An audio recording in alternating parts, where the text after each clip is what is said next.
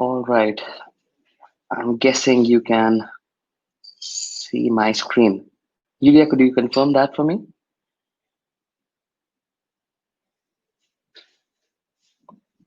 You see here on the screen. So a merchant would need help in SEO, in security, in payments, in hosting the website, buying a domain, having the right website design, having the right analytics and data on their website, also take care of shipping. So there are multiple facets to e-commerce, right, that a merchant has to take care of. And about a decade or two back, there was no one place where a merchant could go and get everything done. So that's how companies like Shopify came up. And we are an e-commerce platform. So the platform way of e-commerce is that a merchant can come to a platform company like Shopify, and all of these aspects like design or payments or shipping or hosting or domain, everything can be found at one place. That's the beauty of a platform, and it makes the life of the merchant much easier, and it's much easier to maintain your business operations as well if everything under the same roof. Um, so what does Shopify help you do, right? So if there is a merchant who comes to Shopify, Shopify allows you to sell online and offline across all of these channels. Um, Now, think of yourself as a seller. You could be a new seller, you could be an experienced seller, but you are someone who's been in the retail industry, now wants to start selling online. So one of the first ways that people generally explore the e-commerce world is by listing their products on marketplaces. So marketplaces, the most common names are Amazon, eBay, and that's where a seller would go and put their products. Now, these marketplaces have millions of people visiting their website, and that's where a merchant finds the relevant kind of buyers that they want to sell their products to. So if you're someone who's planning to start online, a good way to know whether your products actually have online acceptance or not is by listing on these marketplaces. So you can list your products on an Amazon and an eBay and see if people who are visiting Amazon and eBay are liking your products and if they're buying from you. Um, Once you see that there's some kind of traction, once you see that you're getting orders from these marketplaces, that's when you start getting that reaffirmation that your products are good. And that's the next step where you start, where you have to start thinking of selling on your own website. Um, and that's the second channel that you see here, which is web. So you have to create your own website, which obviously needs to have a payment solution, a shipping solution, has to take care of all the aspects of running a successful e-commerce business. Your website is your identity, your brand's identity in the internet world, and that's what Shopify helps you do. It helps you create these e-commerce websites. So the next step would be obviously to create your website, and then the third step would be to sell on social media, and see and basically try to expand on platforms like Facebook or Instagram and other social media platforms, which will help you reach millions of users. Um, Apart from your website, social media channels, and these marketplaces, you also need to be present in the most important device in our world today, which is the mobile. There are different ways how people sell via mobile. There are people who they're sellers, who have mobile optimized websites, responsive e-commerce websites, which will open on any device, whether it's a mobile, a tablet, or a web version. It'll automatically be responsive and adjust to the screen in which it is being opened. Um, and then there are a lot of sellers who prefer having a mobile app. If you are one of those who are not sure whether you should just have a mobile responsive website, or if you should have a mobile app, um, think of the kind of business and think of the kind of target audience that you have. If you're someone who would have repeat users too often, then it makes sense for you, to have a mobile app. Let's say if you're if you're into selling groceries, or if you're into a category which will have users coming to your website every other week or month, then having a mobile app definitely makes sense. Spend a lot of time on Google Analytics to see where the traffic is coming from. Most likely in today's world, almost 50% of the traffic that you would see on your website, or even not just traffic, even the purchases that you would see on your website would most likely be from mobile. So you have to make sure that you're giving a great mobile experience to your buyers. Finally, there's also the offline channel. So if you are a seller who's sold across all of these online channels like website, marketplaces, social media, then you also have to figure out ways how you can get closer to your customer and be physically present when they want to interact with you. You could, if you're someone who doesn't have massive budgets to have a store in a mall, then you can go to exhibitions, you can go to pop-up shops and try and interact with your customers, see how they're reacting when they're touching and feeling your product. That personal physical validation will go a long way in increasing your confidence as a seller. Shopify also provides point of sale systems, POS systems, which will allow you to maintain your inventory, your order information, your pricing, all the details that one would need when you're selling offline. So like you can see here, Shopify allows you to have access to all of these different kind of channels on which you're going to sell your product. And you would have one single back office, which is Shopify admin, and you'll be able to manage all your inventory, your orders, your pricing across all of these channels at one single place. So we're like a retail operating system, and that's what. And the beauty of this is it's super simple. So you don't really need to know, how to code or how to do programming to actually, launch and run your business. It's super simple to do it without having a great knowledge in technology.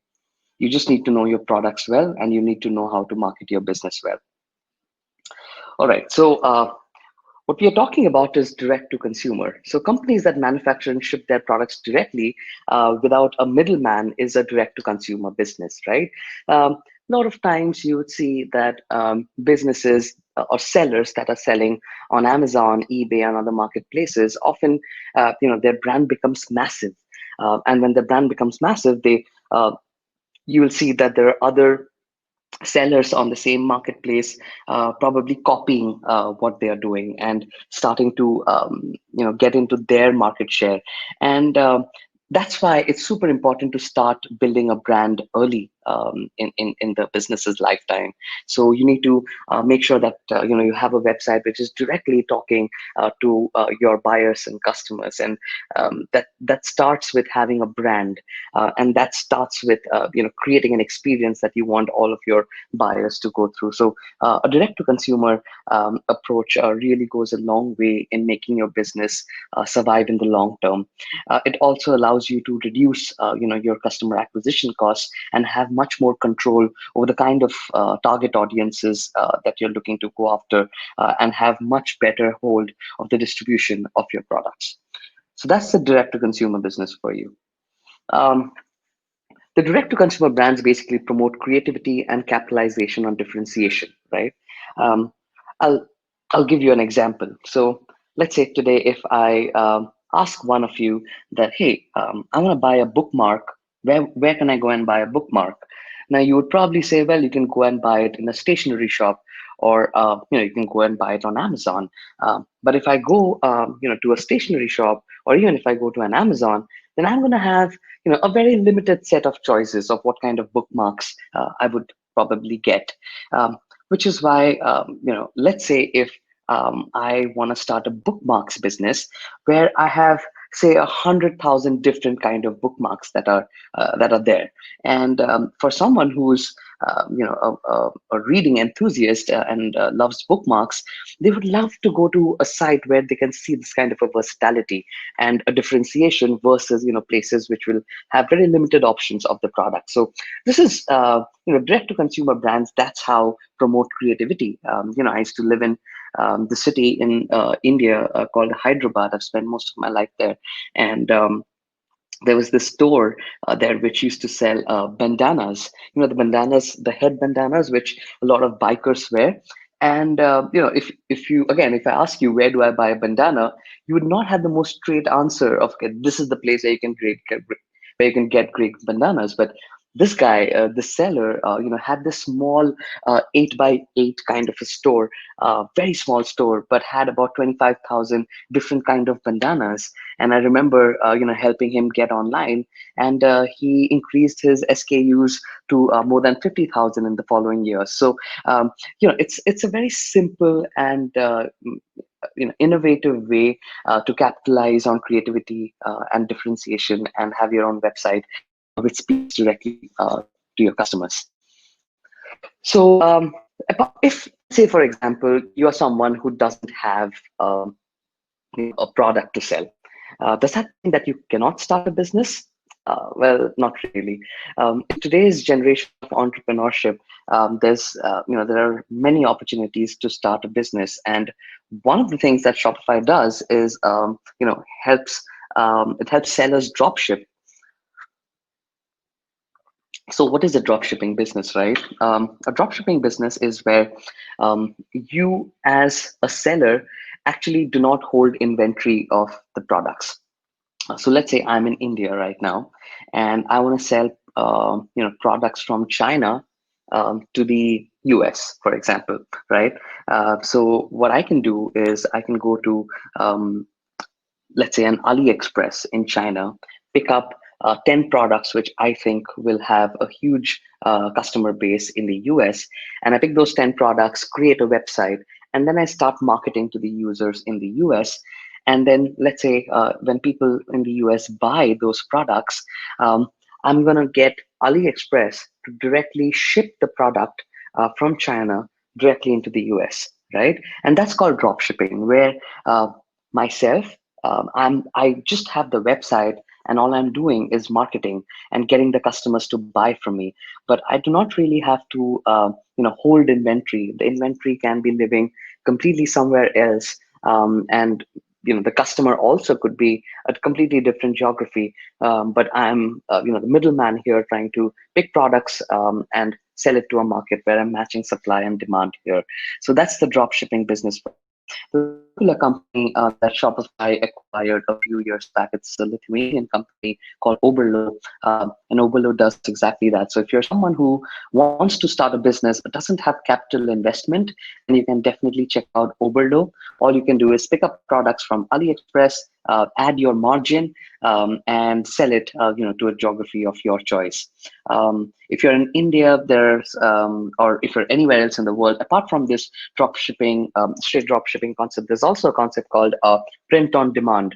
So let's say a designer comes, if you are a designer, for example, and you submit a design, then there are companies like Printful or Printrove in India, which allows you to have those designs on a website or any physical product, and then you can sell that designed product to any customer. So you are not, again, getting into manufacturing and that capital investment of producing your products. You do what you're good at, which is, let's say, doing great designs, and you get someone to manufacture the product for you. So that's how the print on demand business works, and that's similar to drop shipping. So check out companies like Oberlo, Printful, Printrove if you're in India, and it'll really help you get started with a business, and learn the tricks of the trade. All right, so if you are looking to start on Shopify, there are various kinds of plans that are available. An enterprise business most likely would go for a Shopify Plus plan. If you are a small merchant looking to start, you can go for the $29 plan of Shopify. It's super easy to get started, and as someone who wants to start a business, you can just take a leap of faith and try something out. If your business works, there's no limit to how much money you can make online. So try out different ways, and spend time in terms of product market fit. Think about the kind of business that you want to create. Think of the kind of brand that you want to create, and just take a leap of faith and start. Companies like Shopify allow you to not have a big investment in the beginning. It allows you to spend very little money, and you pay on a month-on-month basis, so that you're not taking a big risk. Try it out for 6 months. Who knows? You may be able to create a big business. Also, spend some time reading the Shopify blog. It has tons of good educational content on how you can start a business. Um, so if you are someone who wants to start a business, and you're sure about it, however, you do not have the time to build a website, or you don't, or you need some kind of an expert guidance, whether it's what kind of branding you should do, or how you should design your website, you can talk to Shopify experts. So if you just go to experts.shopify.com, there are hundreds of partners across the world who can help you build a website, who can who can give you consultation, who can provide any kind of e-commerce service that you may need. So check out Shopify experts, and you can hire someone from there, to kind of handhold you and guide you through this entire process. You can also reach out to support@shopify.com for any questions about the platform. Um, the Shopify App Store. So like you have the Android Play Store, and the iPhone App Store. You also have the Shopify App Store. So if you are an e-commerce business who's looking for a plugin which will add a new functionality to your website, then you can go to the Shopify App Store and install a plugin. So there are plugins with respect to marketing, with respect to customer support, shipping, sales, inventory management, and there's a big opportunity for you to scale your business really fast without investing a lot in technology. And that's the beauty of a platform kind of a business. If you were most likely in an open source kind of a model, you would have to pay some money to get an engineer to build these integrations every time you need a new functionality. Whereas companies, platform companies like Shopify will allow you to install an app, and it takes a few seconds, and you immediately have the functionality. So you don't have to wait for months for the functionality to be added. And if you don't like the integration, you can just uninstall it and then move on to a different app, without really spending a lot of money, time, energy on getting that new functionality. So I would say that check out the Shopify App Store as well, to see different ways how people leverage the different plugins in e-commerce. So must practices and best practices. I thought it's not just enough to tell you how to launch a business, but also a few points on how you can get your first 10 or 20 orders, which will give you confidence in your business. So the most important part of an e-commerce website is to have a targeted traffic coming to your website. When I say targeted traffic, you need to know who is the target audience that you're going after. And you need to make sure that you're getting quality or qualified traffic onto your website. So it's the most important part of getting your website up and running. It's to get people to your website. If you open a store in the offline world today, you would most likely have different kind of billboards, or various ways on how you're going to market your website, correct? So similarly, you need to market your website as well, and you can do that with digital marketing. I'm guessing a lot of you would be aware about Google AdWords and Facebook ads and Instagram ads that will allow you to drive customers to your website. So targeted traffic is super important when it comes to your brand reputation. It also gives you a better chance of increasing repeat sales, and also helps your page ranking on Google. So that's one of the first thing that you should be thinking about on how do you get targeted traffic to your website. Um, when you're starting off, if you're someone who doesn't have a lot of money to spend on ads, you can also try and get free traffic in the beginning. So you can have a stored URL to your Facebook profile or your Instagram profile. You can ask your friends and family to visit your store, to buy from you, to refer your store to other people. You need to tap into your personal network. Like, they are the ones who would give you great feedback and will also test your products. And generally, when an entrepreneur leaps into the business world, there are people to help them get off the ground. So tap into your personal network as much and ask people to buy your products, use your products, and give you feedback on what you can do better. I think these are great ways, to get that first proof of concept before you spend thousands of dollars on marketing.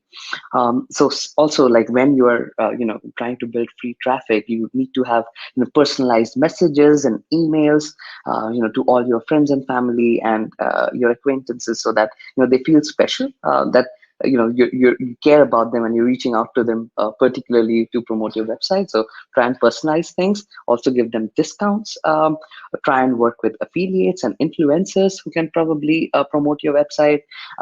Join an online community, try and see what the others are doing in their business, learn from the community. And yeah, don't spam your audiences. So don't send a newsletter every day. Think of fortnightly or monthly newsletters. Think of what actually makes sense to your business and what your customers like. So that's how you go about building free traffic. Like I was mentioning some time back, paid advertising can be of various kinds. There's social ads, there's search engine ads, and these are various ways how you can start paid advertising. There's push marketing and there's pull marketing. Different marketers have a different way of marketing their business. Some companies, mostly product companies, try and have a pull marketing kind of acquisition strategy where they try to get in people who are actually searching the kind of product that you are selling. And then there's push marketing where you're trying to get in front of people who potentially could buy your product, which is similar to how Facebook ads work, right? So think of what kind of an approach really applies to your business, and that's how you go about starting your paid advertising. So increase your outreach. So you have to crush it on all social media platforms. The world lives on social media, as we all know. So you have to have a great storytelling approach. You need to be engaging with all the buyers. You also need to listen to your customers and your network and take feedback and improvise on a regular basis. You also need to start reaching out to influencers and bloggers who can promote your website and their following. At least try and make sure that you have let's say 3 influencers who can help you in this. Like, that's a start. And have different kind of influencers. Probably have a YouTube influencer, have a blogging influencer, have an influencer on social media channels like Instagram. So you need to have a diverse set of influencers and try and test things out. And there are a lot of companies as well which have these influencer marketeers. Influencer marketing is growing really fast, and there's no harm in trying out to see whether it works for your product or not. But try and get like-minded influencers who believe in the kind of product that you're selling. So put some thought into which kind of influencer would actually make sense. For example, if you're a fashion if you're a fashion retailer, and if you go to an influencer who's basically let's say selling hardcore machinery, it's not aligned, right? So you need to have an influencer who actually understands about your industry and has great things to talk about, and focuses on the why. The why is a super important part. On why should customers buy from you, or why do you as a brand exist, or why do you do what you do, right? So influencers and bloggers really need to focus on those key aspects that's going to help your brand reach greater audiences. Also, it's common to have guests on your blog, people review your products as much. Build your followers, build your mailing list. To build a mailing list, you could also have, let's say, a lead magnet. So, you've seen those pop-ups that, hey, put in your email to get a 15% kind of a discount, right? So that's a lead magnet where you've told them the magnet is the discount coupon, but they need to put their email so that you're able to get their email address to give that discount coupon. So that's how you build a mailing list. So think of innovative ways. I mean, the lead magnet thing is quite common right now, I guess, but you have to think of innovative ways why people would want to share their information about you. Also, there's follow what your competition is doing. There's always a difference between plagiarism and inspiration, and you need to get inspired from people who are doing things right. So follow the best companies in your domain and see what are they doing. Um, think of two things, right? What are they doing that's better than you, and what are you doing that's better than them? So, and then you need to figure out your strategy. Also have partners who are in the same domain as you. Be consistent, and there's always going to be unhappy customers, so try and understand, listen to the customers who are disappointed with your product and service, and try to improve your business accordingly. And finally, I think it's super important to always have a retrospection every few days. So analyze, sit back, look at your Google Analytics, look at all the analytics that you have on your website. Where are people coming from? Which geographies are they coming from? Which product pages are they spending most time on? Does your website have a high bounce rate? What could what could cause that? Why is there, let's say, a high bounce rate? Or why are people not adding products to the cart? What if people are adding products to the cart but still not checking out? Is shipping something that's a problem, or is customer support or post-purchase experience something that's not really well defined on your website? So think of various ways how you could set expectations better with your buyers, so that a buyer would actually go ahead and complete the purchase on your website. So also from a customer acquisition standpoint, you always need to have a different strategy for new users and a different strategy for your repeat users. It's super important to think of creating a community and think of an ambassadorship angle for your best users. How can your best users promote promote your products and your business? Word of mouth is super important in e-commerce, right? That's the element that actually builds trust. So anything, any kind of an activity which actually helps your repeat users become your ambassadors is something that's going to be phenomenally good for your business. So focus on that. That is going to drive a lot of your new visitors. But parallelly, you need to have a acquisition strategy for your new visitors as well.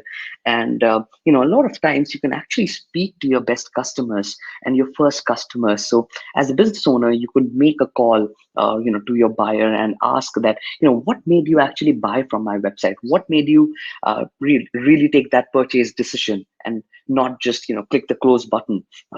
So those are the things that if you talk to 5 different people who bought on your website, you would get some good insights on what are the things that people are liking, what are the things that turn people off, and that's how you can go about improvising on your website acquisition strategy. And so keeping an eye on the analytics is going to be a key part of your success. So as a business owner, spend enough time on analyzing everything that's happening on your website: the traffic, the conversions, the dropouts. Each of these problem statements need to be deep dived into, and spend a lot of time on your problem statements and think of various things that are contributing to that problem statement, and then pick up projects in your company that solve those problem statements. I think that's a great way for you to improvise on what you're doing presently. So yeah, thank you.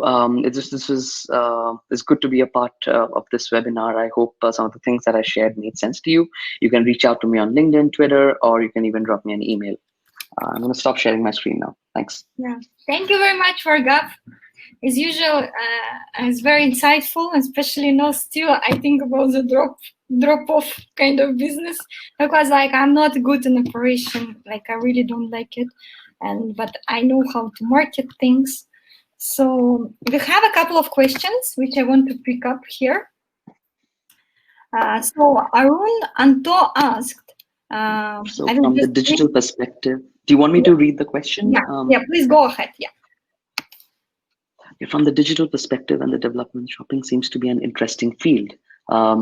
However, when we consider that this is a repetitive task, especially groceries, have you considered removing the man from this task so that it can be automated? And I'm not just talking about subscription, but to make it smarter. And once IoT is able to do this, is that the end of the stress-relieving hobby called shopping? That's a very interesting perspective.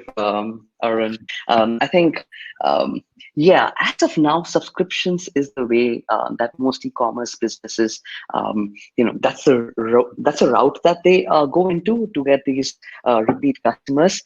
Yes, IoT would be, a game changer in this. So would be VR and AR, to be honest, because the more you are able to experience, products at the comfort of your home, the more, these businesses are going to grow. Um, I think shopping is personal and it differs from people to people, and technology at this point is trying to understand the various kind of personas that are there in shopping, and then there needs to be the right technologies that actually imbibe that behavior and then solve for those problems. So that's how I probably would answer your question. The next is about to start a home decor business. Should I have a separate site apart from e-commerce shop? What content do I put on the separate site? What content do I put on social media pages? What are some best practices successful shops do? Um, Great question. This is my personal opinion, Alhad, but I would say do not divide your traffic between two websites.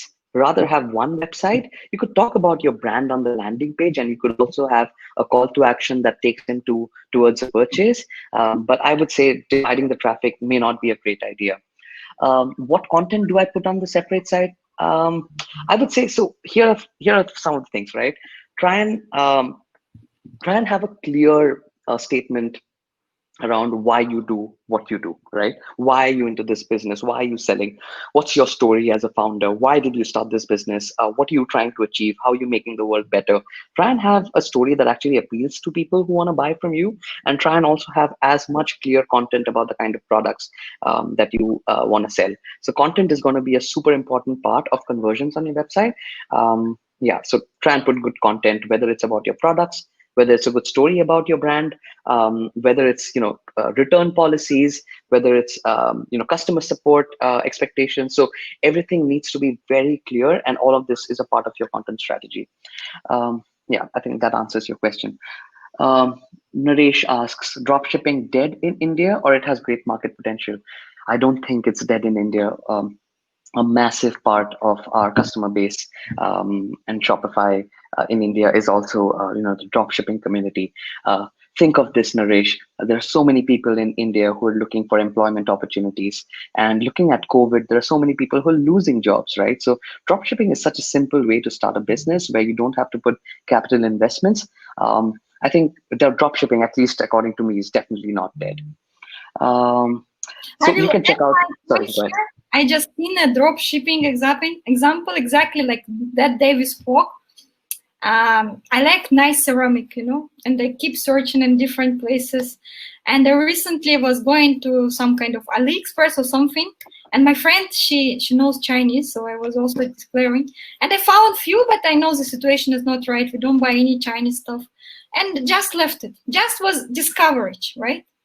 But later, somebody started targeting me with the same similar ceramic on Instagram. I went to their website and I seen Shopify website. And I was thought in that moment, the click which happened in my mind that's what I think Vargab was speaking about. They just Yeah. target me and sell me online. Yeah, I think drop shipping has, in a way, democratized this business. Anybody can start a business now, and they don't need to have a lot of money to basically start this business.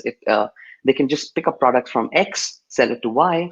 They just need to be good in technology and marketing. I think that's the beauty of democratizing any business. So I think it's great. Um, I think there's another question. Best tools to recommend information what people are buying, the Google Trends of shopping.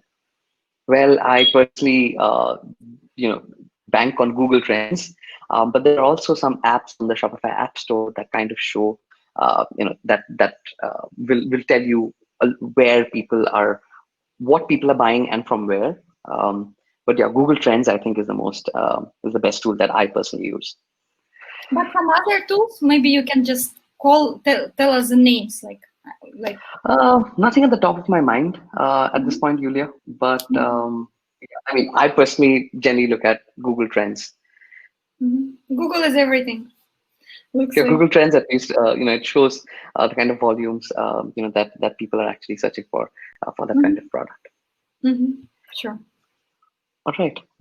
I think the questions are done. But Let is me that check are we? other chat on event. Yeah, to make sure that we didn't miss anything. If any questions, we still have 2 minutes left, so you can grab your chance. Otherwise, I would ask because I have million questions. As usual, I'm I'm a curious person who wants to know. So I want to see like if you allow it again to speak about. If you're not allowed, you can just tell me. How do you think like what would be the future of e-commerce? What would change in behavior with people? What Shopify maybe add some kind of amazing features? Because I recently discovered that there is, I don't remember the name, as a Chinese tool, which is actually merge kind of idea of Instagram and Shopify when you can like social media where you just enter to buy stuff. So any kind of other trends which you see are coming up? One thing I'm personally excited about is the AR VR team at Shopify. If you follow our founder Toby on Twitter, you would see a lot of his posts around the exciting work that our AR VR team does at Shopify. It basically allows you to have a more realistic experience of the products that you're looking to buy. So if you're looking to buy a sofa, or if you're looking to buy a TV, or whatever it might be, you have a much better idea of what you're buying just with the AR VR experience, the AR VR tools that we're providing to merchants. So I would say that AR VR is something personally that I'm excited about, and that's a trend that we'll see grow much more in the next decade, and that will just make e-commerce much more prevalent, because people always used to do offline shopping because they want to touch, feel the product physically before buying it. But I think with AR VR we're going to bridge the gap in a large manner. Yeah, and there's another question. I think, what are the common reasons for e-commerce business to fail, according to your experience? Variety of reasons. First, product market fit. If you're selling a product and you don't know what is your market, that's a big problem. So think of what is your product and who's your target audience, and try and get the right fit. So product market fit is generally, at least according to me, one of the bigger reasons why businesses fail. Um, Second thing I would say, especially in e-commerce, is how is your brand speaking to the users, which is why the creation of your brand and that story behind your brand is super important. When you go to a store, it's easy to build a relationship and rapport with the person selling the product. However, if you're on a website, all you need to do to break a connection is just hit on the close button, and it's over, right? So there needs to be a strong appeal in your website, a strong story on your website, that people actually get attracted and want to be on your website. So product market fit, have a great brand and a storytelling experience. Third is, I think, the post-purchase experience. So if people are buying from you, but they don't get their products on time, or if the shipping experience, their product, the post-purchase experience, whether from the time it leaves the warehouse till the time you receive the product, and then let's say if you want to return the product, and how does all of that experience actually pan out, is something that you really need to make sure that you're spending time on. So yeah, that's those are some of the key reasons according to me. How did Amazon become such a logistics company when there are so many established logistics players? Think I well, I don't work at Amazon, but I definitely think data is a big factor to understand what customers are looking for, and to build the exact experience that would apply to most users. So I think data is a massive factor to get your processes right. Do you think one Shopify outlet could grow 1,000 times to take on Amazon? I wouldn't comment on that. I don't have an opinion.